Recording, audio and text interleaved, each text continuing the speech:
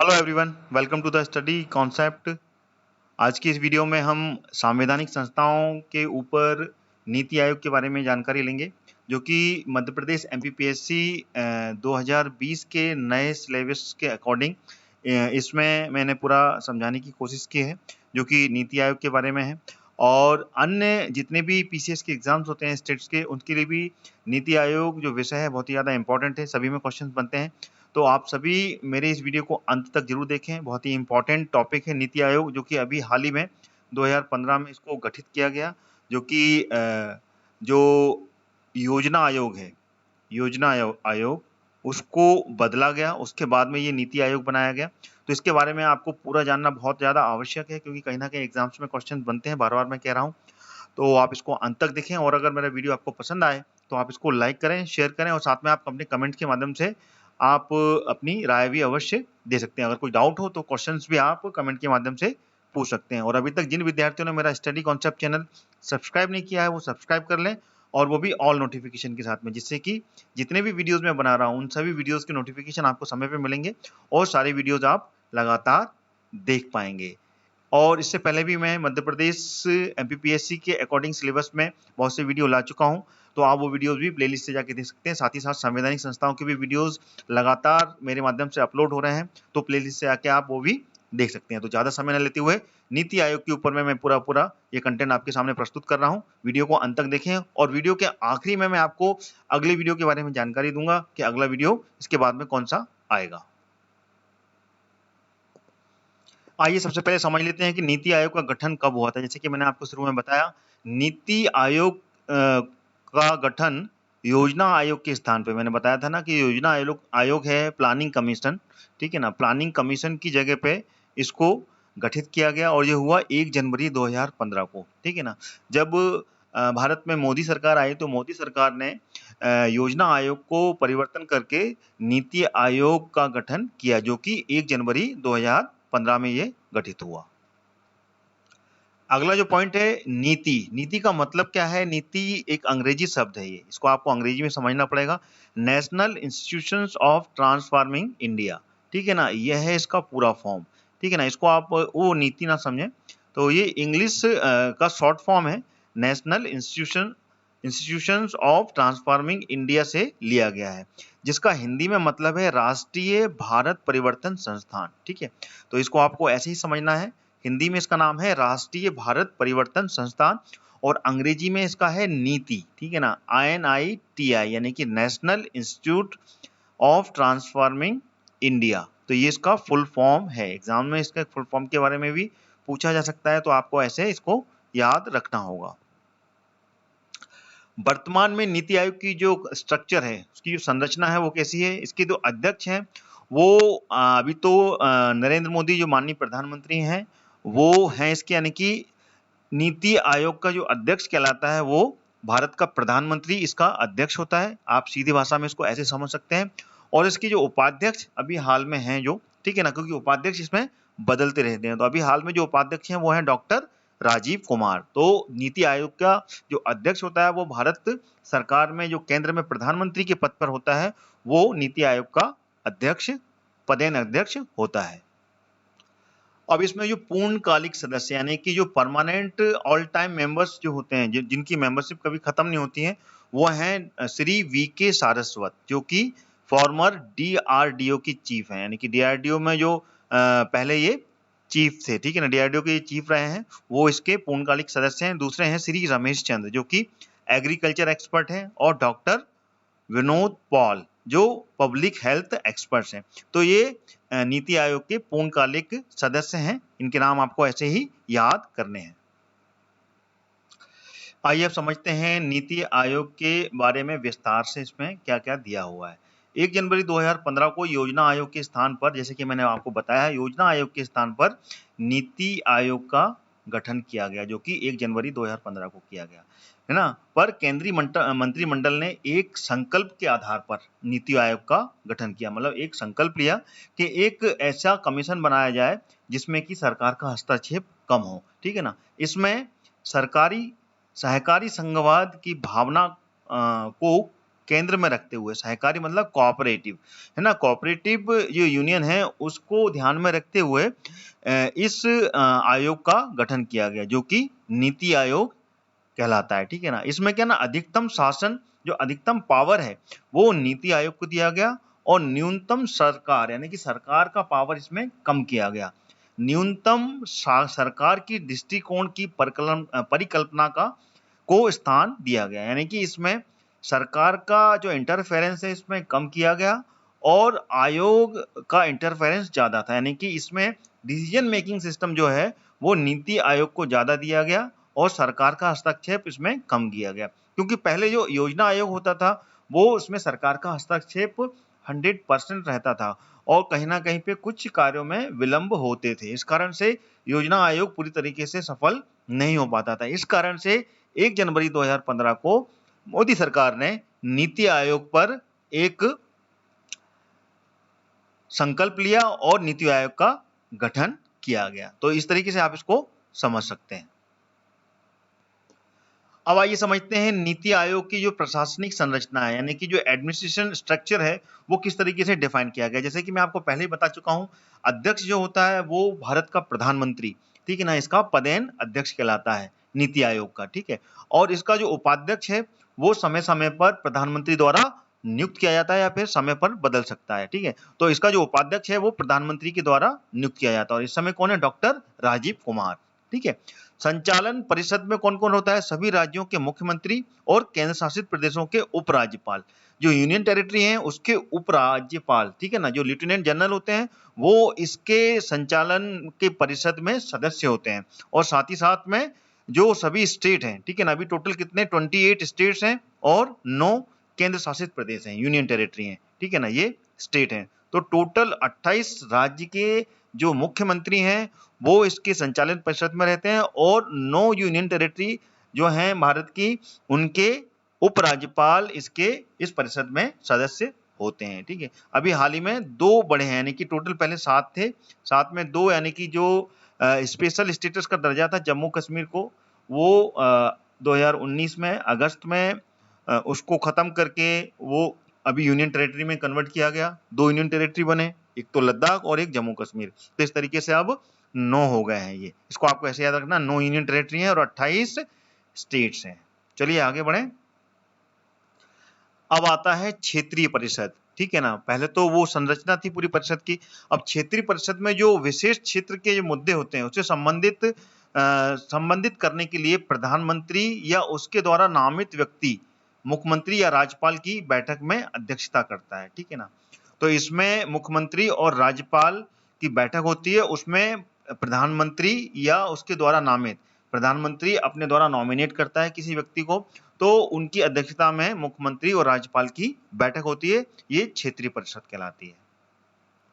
अगला आता है सदस्यता के बारे में। ठीक है ना, इसमें सदस्य कौन कौन होते हैं, जो अग्रणी अनुसंधान संस्थान है, यानी कि जो रिसर्च इंस्टीट्यूट हैं गवर्नमेंट ऑर्गेनाइजेशन के, उसके बारी बारी 2 पदेन सदस्य, यानी कि उसमें 2 सदस्य होते हैं, यानी कि सबकी अपनी अपनी एक बारी आती है, उसके बाद में उसके 2 पदेन सदस्य उसमें नियुक्त किए जाते हैं।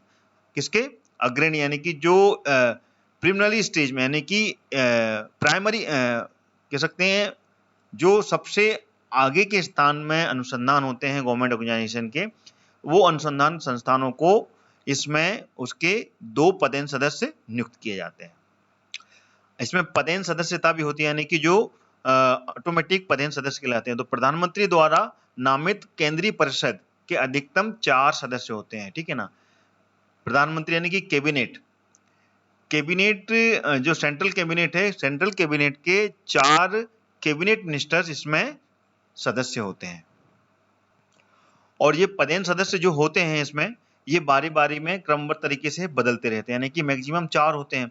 तो कभी किसी अलग विभाग का होता है, कभी कभी किसी अलग विभाग का, इस तरीके से ये पदेन सदस्य बदलते रहते हैं कैबिनेट्स के। ये आपको इस तरीके से याद रखना है। अच्छा, मुख्य कार्यकारी अधिकारी सीईओ भारत सरकार द्वारा सचिव जैसे जिसे प्रधानमंत्री द्वारा एक निश्चित कार्यकाल के लिए नियुक्त किया जाता है, यानी कि प्रधानमंत्री के पास में ये पूरा पावर होता है नीति आयोग में कि वो सचिव किसको बनाया जाए। तो एक निश्चित कार्यकाल के लिए प्रधानमंत्री द्वारा, यानी कि भारत सरकार के द्वारा सचिव नियुक्त किया जाता है, जो कि प्रधानमंत्री एक निश्चित समय के लिए उसको नियुक्त करता है। इसमें विशेष आमंत्रित सदस्यों को भी जगह दी गई है। तो वो उसका जो रिस्पॉन्सिबिलिटी होती है वो प्रधानमंत्री के ऊपर होती है कि प्रधानमंत्री किसी भी व्यक्ति को जो कि पर्टिकुलर क्षेत्र में, पर्टिकुलर फील्ड में स्पेशलिटी रखते हैं, तो उन स्पेशलिटी के कारण उनको इसमें विशेष आमंत्रण दिया जाता है और आमंत्रण प्रधानमंत्री के द्वारा होता है और उनको वहां पे नॉमिनेट किया जाता है। अब इसमें समझते हैं नीति आयोग के उद्देश्य, उनका जो नीति आयोग का मेन मोटिव क्या है, क्यों बनाया गया, ठीक है ना। इसमें जो पहला पॉइंट है, संघीय सहभागिता की भावना को बढ़ाने के लिए राज्यों को निरंतर संरचित समर्थन तंत्र के माध्यम से सहयोग प्रदान करना। यानी कि जो केंद्र सरकार में नीति आयोग बनाया गया है, नीति आयोग का उद्देश्य यही है कि राज्यों को, जितने भी राज्य हैं 28 स्टेट्स और 9 यूनियन टेरिटरी, ठीक है ना, इन सभी को कहीं ना कहीं पे पूरी तरीके से सहयोग प्रदान करना के इसका मेन उद्देश्य रहता है। तो इनकी जो संरचित समर्थन तंत्र है, जो तंत्र बनाते हैं जिसमें कि सदस्य होते हैं, ठीक है ना, पदेन सदस्य होते हैं और जो एक्सपर्ट्स होते हैं अलग अलग फील्ड्स के, तो उनको, और जो पूर्णकालिक सदस्य होते हैं वो कहीं ना कहीं पूरे स्टेट्स को, जितने भी स्टेट हैं भारत के, उनको सहयोग प्रदान करना इनका मेन उद्देश्य होता है। अगला पॉइंट उद्देश्य में आता है, ग्रामीण स्तर की पर विश्वसनीय योजनाएं बनाने के लिए तंत्र विकसित करना। जो ग्रामीण योजना यानी कि ग्रामीण क्षेत्र में जो प्लानिंग कमीशन पहले करता था, तो इसका जो कार्य है वो और ज्यादा विश्वसनीयता बढ़ाने के लिए पूरा का पूरा जो मैक्सिमम पावर है वो नीति आयोग को दिया गया और उसका जो तंत्र है वो तंत्र पूरा का पूरा ग्रामीण स्तर में जो विश्वसनीयता है जो कि कम हो रही थी day by day planning commission के तहत, क्योंकि कहीं ना कहीं पे उसमें एक प्रकार से बहुत सुस्तपन था, तो उसको प्रोग्रेसिव वे में फास्ट एक्टिवनेस लाने के लिए नीति आयोग बनाया गया और उसमें अधिक विश्वसनीयता लाने के लिए, उनकी योजनाओं को और सुदृढ़ बनाने के लिए के लिए तंत्र विकसित करना इनका मेन उद्देश्य था, ठीक है ना। सरकार के उच्च स्तरों पर उत्तरोत्तर विकसित करना, यानी कि सरकार अपने हाईएस्ट लेवल की कमिटी बनाकर हाईएस्ट लेवल का वर्क परफॉर्म करके उस क्षेत्र में उत्तरोत्तर विकसित करना, उत्तरोत्तर यानी कि अधिक से अधिक उसका विकास करना इनके उद्देश्य में आता है। अगला जो उद्देश्य था वह है राष्ट्रीय सुरक्षा के हितों में आर्थिक रणनीति और नीतियां शामिल की गई, ठीक है ना। प्लानिंग कमीशन के तहत ये भी शामिल किया गया और प्लानिंग कमीशन को कन्वर्ट करके नीति आयोग बनाया गया। तो नीति आयोग में सुरक्षा के हितों पर आर्थिक रणनीति और नीतियां भी इसमें शामिल की गई। अगला उद्देश्य समाज के उन वर्गों पर विशेष ध्यान है जो कि आर्थिक प्रगति से, जो आर्थिक प्रगति है से पर्याप्त रूप से लाभान्वित नहीं है, यानी कि उन वर्गों को जो कि पूरी तरीके से पिछड़े हुए हैं, जिनका विकास नहीं हो पाया है, तो उन पर भी विशेष ध्यान देने का इसके नीति आयोग के उद्देश्य में शामिल किया गया। अगला जो उद्देश्य है वह है प्रमुख हितधारकों, राष्ट्रीय और अंतर्राष्ट्रीय थिंक टैंक जैसे शिक्षक, नीति अनुसंधान संस्थान के बीच में भागीदारी को प्रोत्साहित करना, यानी कि जो राष्ट्रीय और नेशनल इंटरनेशनल लेवल के जो सपोर्टिव थिंक टैंक हैं, जैसे कि शैक्षणिक संस्थाएं हुई या फिर अनुसंधान संस्था हैं, उनकी भागीदारी को सबसे ज्यादा इम्प्रूव करना और उनको प्रोत्साहित करना कि आप आगे आएं और डेवलपमेंट में अपना पार्टिसिपेशन दें। तो ये भी इसके उद्देश्य में शामिल किया गया।